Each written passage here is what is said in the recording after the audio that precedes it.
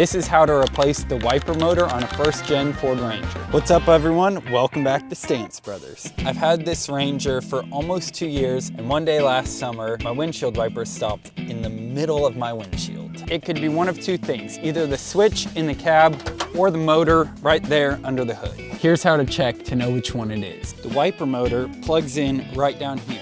If you disconnect that, you can test it with a multimeter. First, you need to put your key in and turn it to the on position and then turn on the wipers. Then if you check the switch side of this plug and you're not getting power to it, your switch is probably bad. However, if you check it, and as you can see we're pulling 12 volts there, that means your motor is probably bad. So let's remove the motor and get the new one in. To do that, you're gonna lift the arm, and then if you look right here, there's a little tab. You're just gonna put a flat blade screwdriver behind that, lift it up, and pull the wiper blade off. Again, same thing here, lift the blade, get a screwdriver in between that little tab, and pull the blade off. Now we're gonna remove this access panel here. This is a 7/32 because I didn't have one in millimeters that was small enough. Normally there are 3 bolts on this access panel, 2 on top, 1 on bottom, but the one on the bottom appears to be missing on this. I'm going to start by spraying down the bolts with some Freol just to get them loosening up. There's 3 bolts and we're going to be using an 11mm and an 8mm socket to remove them. I'm going to start here with this 11mm one to remove the grounding cable. Just gonna remove this grounding cable here. I'm gonna lay it over this, that way it doesn't fall down behind the engine. Like that. Now we will remove all 3 8mm bolts from the windshield wiper motor. So now that we removed the access panel, you're gonna need to reach your hand in there, and there's a little clip that sits in a groove on the end of this shaft. You're gonna need to remove that clip so you can slide the linkages off of that shaft. I'm removing the clip. It's definitely not easy. There we go. There's an arm that goes from the motor to one windshield wiper and another arm that goes from this to the other windshield wiper. The first one is kind of pressure fit on here, and so I had to yank it off of there. It's kind of stuck. The second one just slips on. There's just a little clip here as well that holds the wires up against the firewall. I'm gonna try to put that on the new one. So as you can see here, we have the old motor and the new one. Obviously they look different. This is supposed to fit, same exact bolt configuration and everything.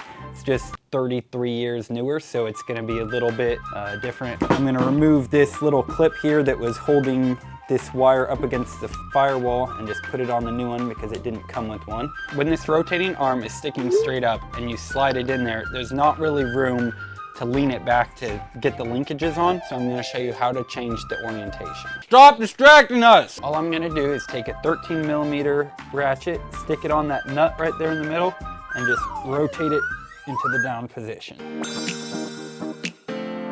Now let's put the new motor in. I'm just gonna reach down in here and grab the driver side linkage and slide that shaft right in there. I'm actually gonna adjust this back a little bit further. Wow. I'm pulling the linkage up, put the shaft through the hole, slide the motor down into place.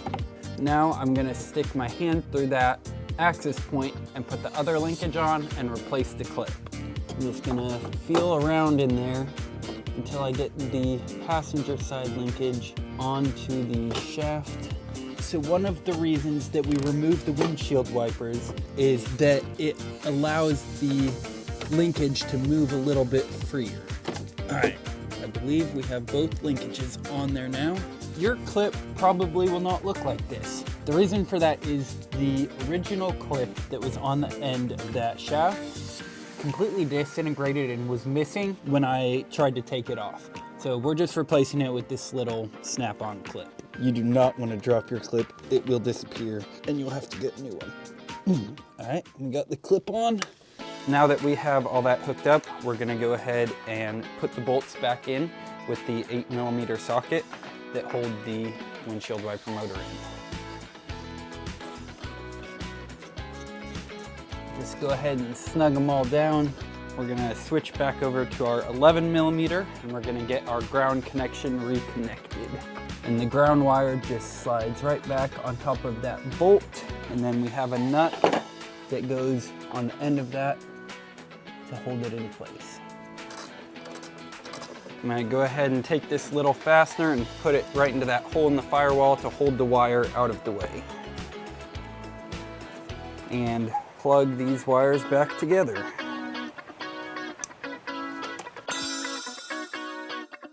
What we want to do next is turn the key to the on position and just turn the wipers on. That way they can rotate and go back to the resting position before we stick the windshield wipers back on. All right, I'm just gonna turn the key on and rotate the windshield wipers. You can see them moving there.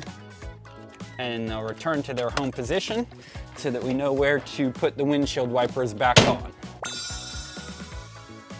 All right, it's time to put the access panel back on. Just gonna slide it back in here.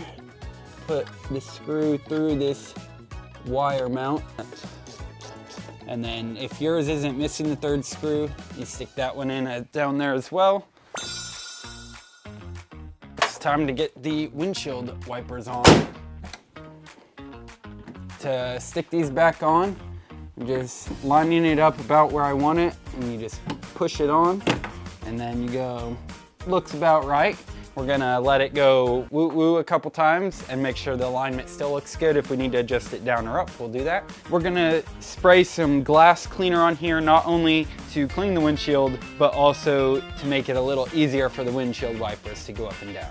Another reason is to just see how far the wipers are gonna go and make sure that the windshield wipers don't go too far or down too low.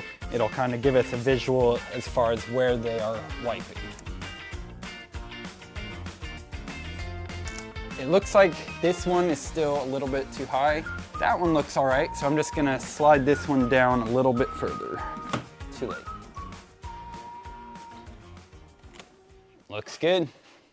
There you go. That's how to replace the windshield wiper motor on a 1992 Ford Ranger. We will put a link to the windshield wiper motor down in the description. If you have any questions, feel free to drop a comment. We always respond and are more than happy to help you guys out. And of course, like, subscribe. Thanks for watching.